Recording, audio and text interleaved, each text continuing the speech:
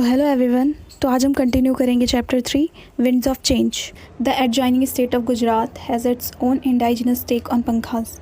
तो इससे पहले हम राजस्थान के बारे में पढ़ा था। तो उसी के बगल में, राजस्थान के बगल में जो एक स्टेट है गुजरात, उसके बारे में है कि उसका भी खुद का अपना तरीका है पंखा बनाने का, पंखे को डेकोरेट करने का। These hand fans are elegant pure cotton based fans embellished with mirror work.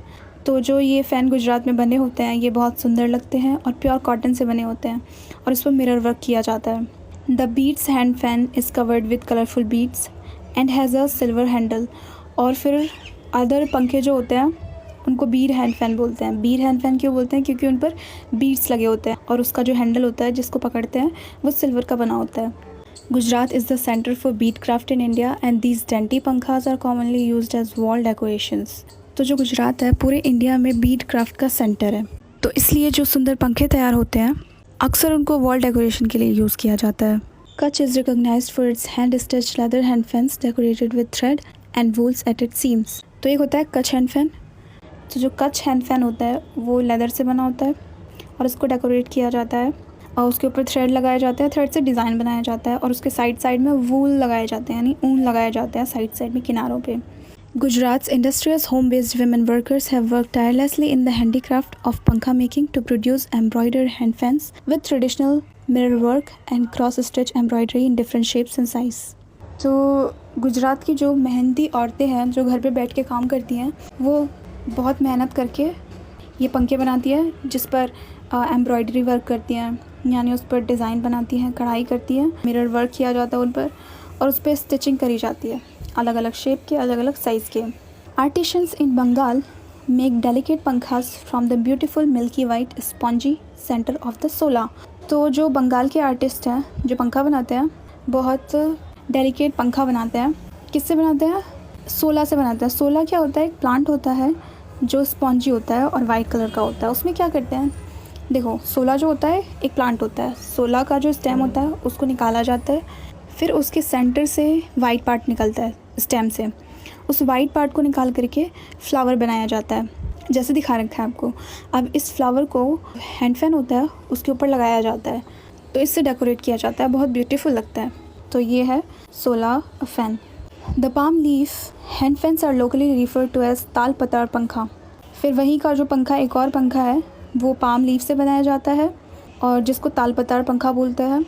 They are easy to carry and are perpetually kept as an article of possession in Bangali's house। तो ये जो पंखे हैं easy है carry करने में, usually आपको हर Bengali house में ये देखने को मिल जाएगा।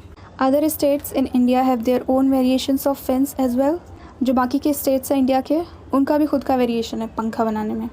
The fur hand fans of Uttar Pradesh are adorned with pure gold, silver zari, silk and satin frills।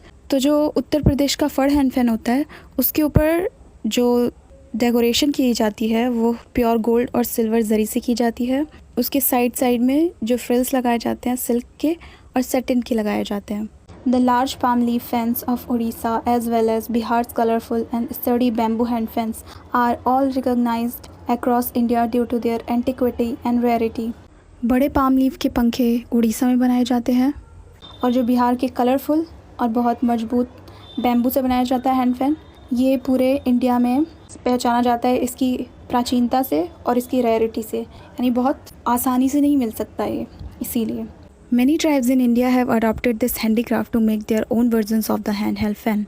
तो इंडिया की जो बहुत सारी जनजातियाँ हैं उन लोगों ने ये हैंडीक्राफ्ट अडॉप्ट करके अपने अपने तरीके से हैंड फैन बनाते हैं। Materials such as grass and metal are embedded into the fan using bamboo sticks and grass। Material हम grass ले सकते हैं, metal ले सकते हैं और उस फैन में यूज़ कर सकते हैं बनाने के लिए, और bamboo sticks लगाते हैं और grass को यूज़ करते हैं। Cane and palm leaves are used with silk and brass being reserved for antique piece of these hand fans। तो जो केन है और पाम है उसके जो पंखे होते हैं उसको यूज़ किया जाता है एज अ पंखा करने के लिए, लेकिन जो सिल्क और ब्रास के बने होते हैं पंखे उनको रिजर्व करके रखा जाता है एज अ एंटीक पीस के रूप में।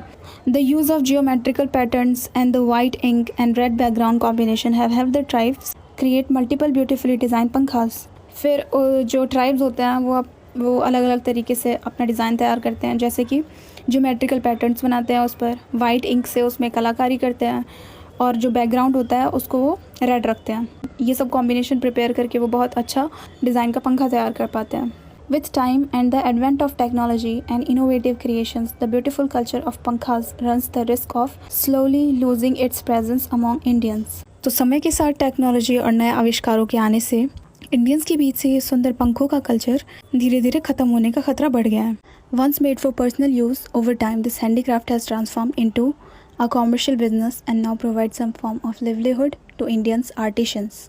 तो पहले तो उन लोगों ने जो लोग थे वो अपने पर्सनल यूज़ के लिए पंखा बनाते थे, लेकिन टाइम के साथ साथ ये जो हाथों की कला है ये ट्रांसफॉर्म हो गई कॉमर्शियल बिजनेस में। मतलब अब इस तरीके से हो चुका है कि लोगों का घर भी इसी से चलता है। The slight increase in popularity and demand is significantly factored by the different version of the पंखा बीइंग क्राफ्टेड। तो जो इसकी पॉपुलैरिटी इंक्रीज़ क्यों हुई है? क्योंकि इसके डिमांड बढ़े हैं।